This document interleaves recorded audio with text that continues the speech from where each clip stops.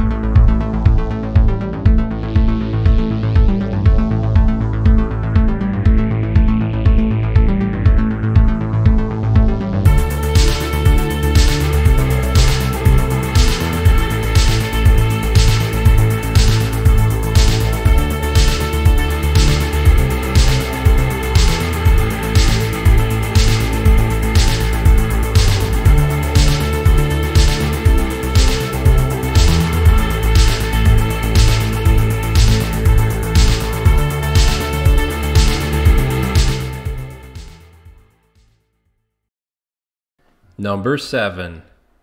The Derry Longhorn 3194.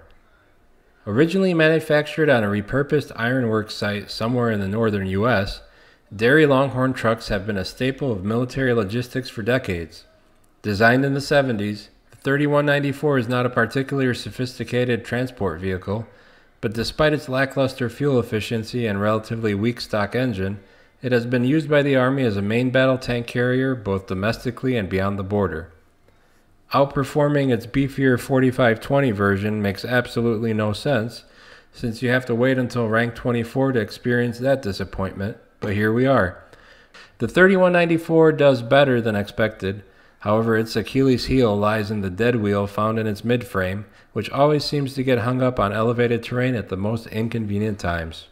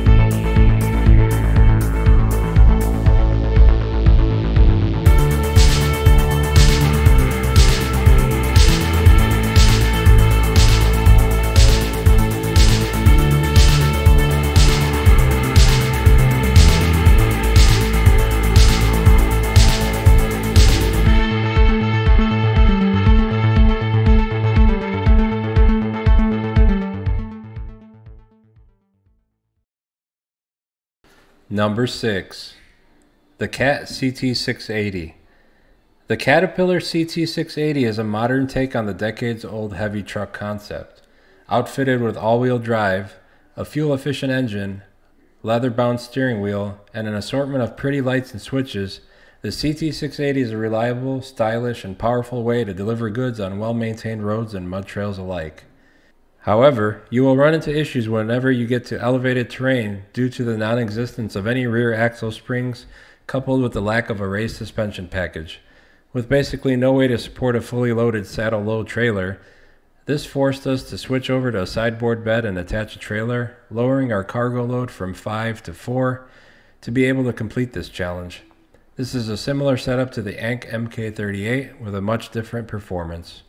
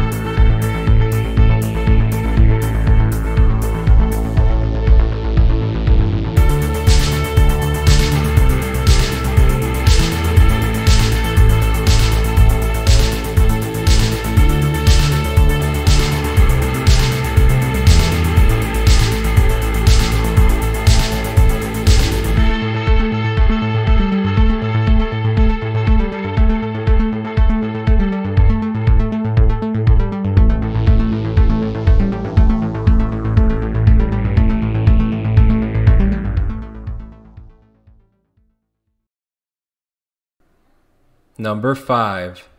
The Chevrolet Kodiak C70. Looking like the CK1500's older cousin, the Kodiak C70 bridges the gap between scout vehicles and full-size short-frame trucks. It's not the most powerful or durable vehicle in its class, and some large truck add-ons are a bit too heavy for it, but this medium truck is capable of mounting most of them. Capable of mounting them? Yes. Being able to control this bucking bronco from the very start, that's a different story. I made it all the way to the bridge before putting a stop to it before things could get any worse.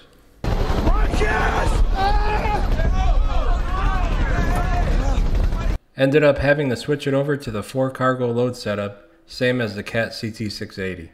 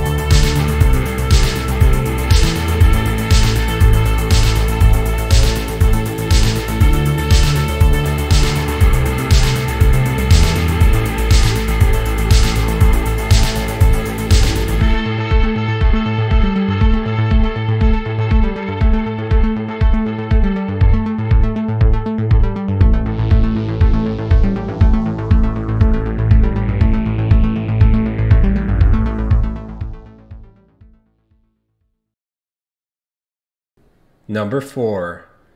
The Fleetstar F2070A. Simplicity at its finest, the F2070 is a heavy-duty truck that can fill most roles when it comes to transporting cargo. While not necessarily the most elegant tool for the job, this model offers exceptional durability and is sufficiently equipped to deal with off-road conditions. Up until this point, you may have been wondering, TrueScore Gaming, why did you even bother to include the heavy-duty truck class? Well, it's exactly because of the exceptional performance from trucks like this Fleetstar, and the only remaining heavy duty that made it even higher up on this list.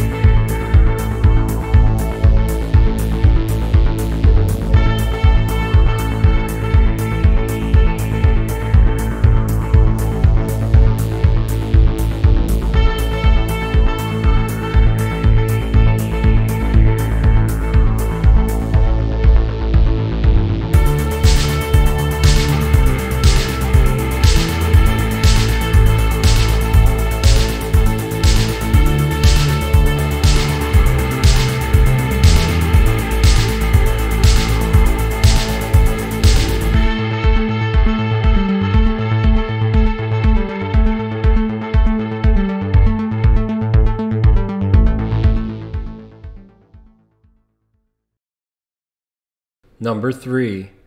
The Navistar 5000 MV. Initially designed as a heavy equipment transport to be deployed in the Middle East, the Navistar is an outstandingly beefy tractor outfitted with military-grade all-wheel drive system, allowing it to haul impressively heavy loads and venture into moderately off-road environments with relative ease. However, due to certain structural quirks, it cannot be differential lock enabled, somewhat limiting its off-road performance. The Navistar 5000 MV is a solid early game vehicle that got me through much of Michigan when I first started the game. It's the perfect vehicle early on to go exploring in to get much better choices into your garage.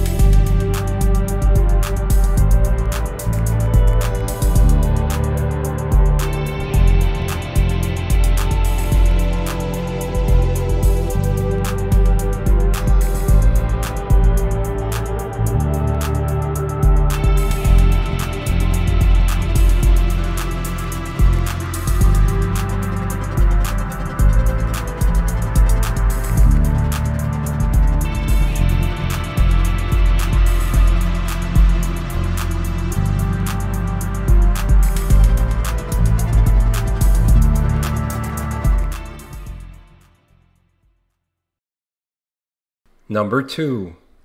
The White Western Star 4964. A trucking classic, the White Western Star has everything you could ever want in an old school rig. It's big, it's bulky, and it comes from a simpler time when pushing out a factory's worth of carbon dioxide was no problem at all. Despite its age, this truck can still hold its own when compared to more off-road oriented counterparts. You see now this list is really starting to come together and is right in line with the description of this truck. It really does hold its own compared to the off-road trucks, coming in a strong number 8 in the overall list, which we will see right after the number 1 spot, coming up right after this.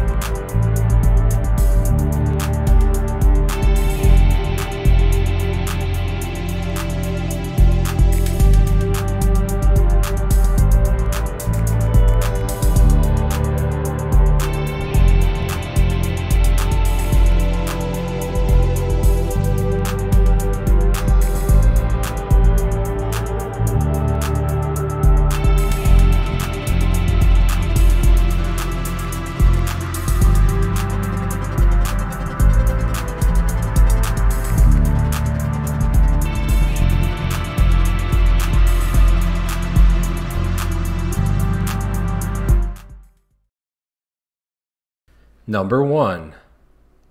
The Western Star 6900 Twin Steer. A truly impressive beast of a truck, the 6900 Twin Steer is a marvel of oversized engineering. Built on a massive 4-axle chassis, its intended purpose is logistical support for the oil and gas industries. Despite the fact that the Twin Steer lacks all-wheel drive functionality, its sheer size and its engine's excessive torque result in a vehicle that's capable of traversing harsh terrain by simply plowing its way through. This truck actually beat the fastest track time set by the ANK MK38. The description is spot on for this truck. After this challenge was over with, I took it for a spin in Alaska to finish up a contract there. The only downside, as with the ANK MK38, is that it can only carry 4 loads of smaller cargo types. But the plus side is as soon as you're done, you're not stuck with any trailers. You can just recover back to the garage. One bit of advice: if you're going for speed, you'll want to equip the slightly smaller 55-inch tires, as it's much easier to flip over if you have the 63 inchers equipped. If you're taking it slow over harsh terrain, then go ahead with the bigger tires, as it will be much easier to get around. Yes, this thing is huge, but once you get used to its massive size, you'll be surprised by its maneuverability and engine torque. Let's take a look at our overall fastest track time performance. Our top 3 so far are the Twin Steer, the MK38, and no garage is complete without the Tega 6436. When it comes to fuel efficiency for those long distance trips, our top 3 so far are the Zix, the Step 310, and the Azov 64-131, which hardly burns any fuel at all. That's going to do it for this video. In part 2 of this series, we'll add the rest of the trucks to finish off this 29 truck challenge. I hope you're enjoying it so far. Please leave a like and subscribe to the channel if you haven't yet. See you next time.